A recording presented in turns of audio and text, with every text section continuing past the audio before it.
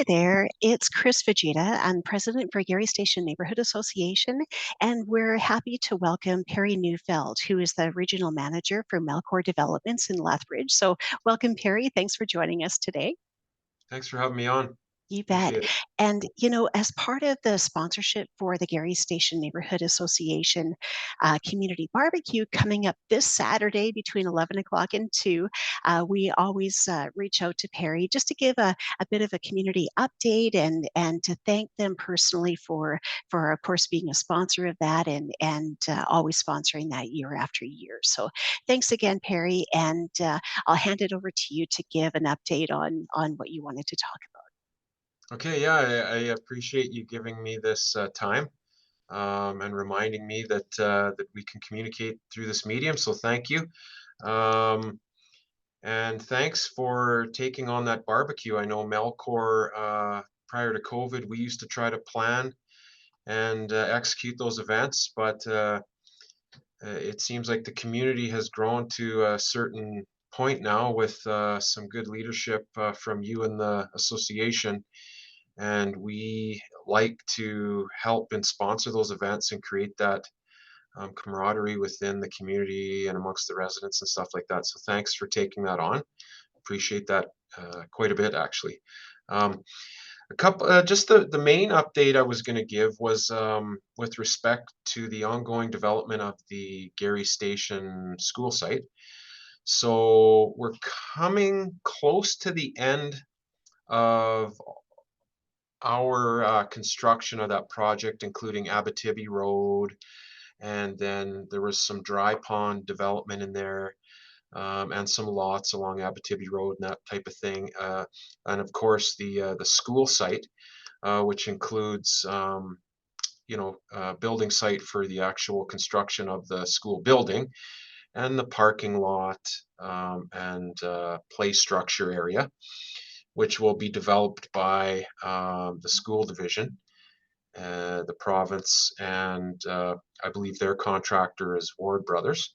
So you are starting to see them set up and mobilize on site there. And I believe they've got about a 2-year window to complete and execute on that project. But I don't know definitively. That's just a ballpark, just from some of my conversations over the last 6 months or so. So um, the school division would probably have a better idea. And Christine Lee may be, or Daniel Heaton might be good to contact just to get, if you wanted maybe an update on what they're shooting for or targeting.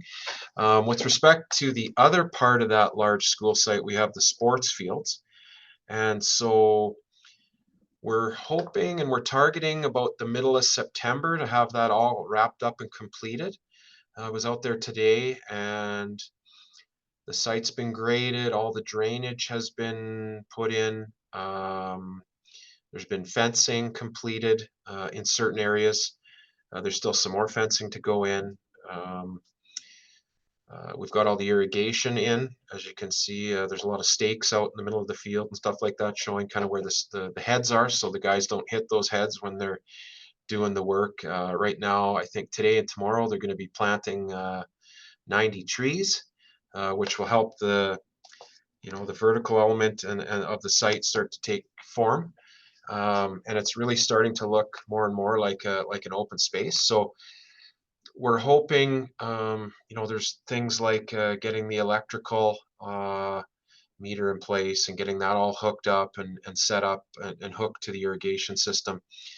And so we're probably in today speaking with the contractor, they thought by the middle of September we can have everything wrapped up and have that water going and try to get the seed, because that'll be the last thing that goes down will be the seed, to try to get that going and get some of that grass to catch, hopefully all of it to catch before winter hits, and that'll help hold some of that dirt and dust and stuff down, um, which we know that last year with the winds we had, it was an extreme winter with respect to wind and I would say lack of snow cover. So we've tried to put in place a little more robust erosion control system for this year. So you probably will see some more erosion control fencing going up in various areas. over the next month or two. And there's been a lot of areas that have now kind of been seeded. Uh, some are more weeded than seeded, but and so hopefully that does hold down some of that dust and allow the grass to kind of take shape and take hold.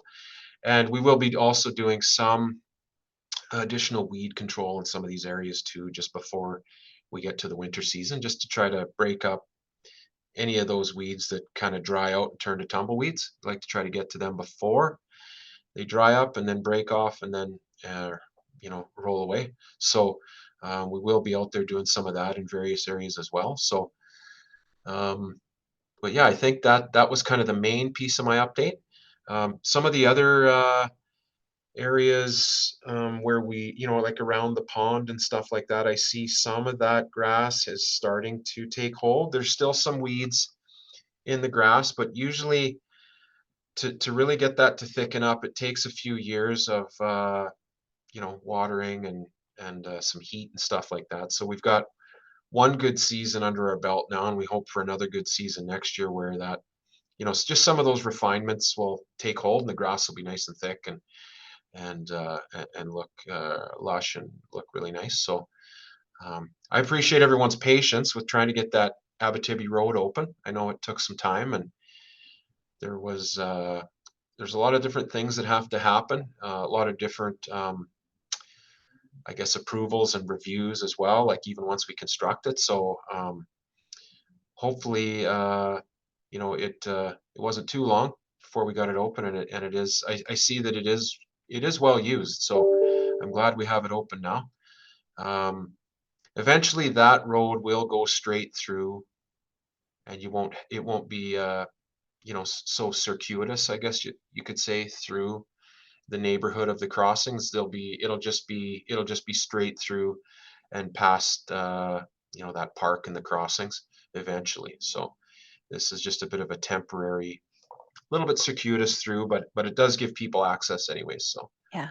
Well, as a mom to a student that is either at CCH or Chinook, we really appreciate having that open. oh my God. Having them go over to Métis and try to go to school that way and walk to school was a huge headache. So we really Uh, appreciate having that open for sure.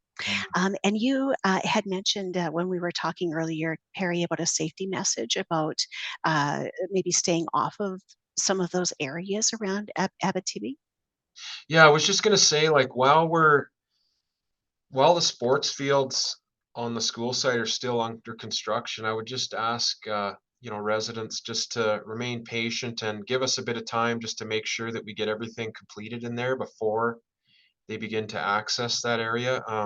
During the day, there's machinery that's moving through there and stuff, so we just want to make sure it's safe for everybody, workers, residents, and at their animals as well. So I would just say just stay out of there for another month or so until that area is open. There are some uneven, it's some uneven ground. We don't want anyone obviously getting slipping and spraining an ankle, or we just don't want any situations that could be dangerous for the workers or for the residents that may be walking through there. We're almost there.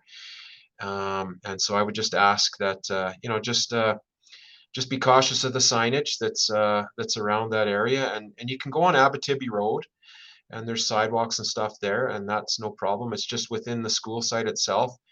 I just want to make sure that it's everything's wrapped up and we've done everything, and it's complete before people start accessing in there. And even once we allow access in there too, I would just ask if it's possible just for people to stay off the turf until it can kind of really take hold. Like I know you want to walk your dogs and you want to run your dogs sometimes in there, and but just give it a little bit of time just to kind of catch, and I think we'd be good to go. But there'll be a point in the next 3 to 4 weeks where those signs get removed, and then people can use the pathways and that type of thing in the sports field area as well. So yeah. Awesome. That sounds great. Well, thank you so much, Perry, for your Okay. time. And again, Yeah. thank you again for that sponsorship for the community barbecue. Again, that's coming up this Saturday between 11 o'clock and 2 at the train station park, which is kind of right behind where Buffalo Grace Manor is in that pergola Oh, space where the as well. gazebo is there? The Yeah, gazebo? yeah, yeah. Yeah. Okay. So, come on by for a hot dog and pick up your membership and things like that. So we just want to welcome everybody out to that as well. I think that's it, Perry. So if there's any Yeah. questions, we can just kind of collect those, and I can send those to you through email if that works for you. Perfect. Yeah, And that's a great yeah, way. go from there. That's excellent, and I really appreciate the time and effort that you have put in and your association in coordinating this means of communication. So, yeah, Yeah. thank you, and Okay. thanks to the residents again for their patience. I know there's been a lot of construction this year, um, so hopefully a little bit of pain now is a lot of gain later. So, yeah, Awesome. Okay. appreciate it. Thanks again, Perry. Have a great day. Okay, okay, thanks.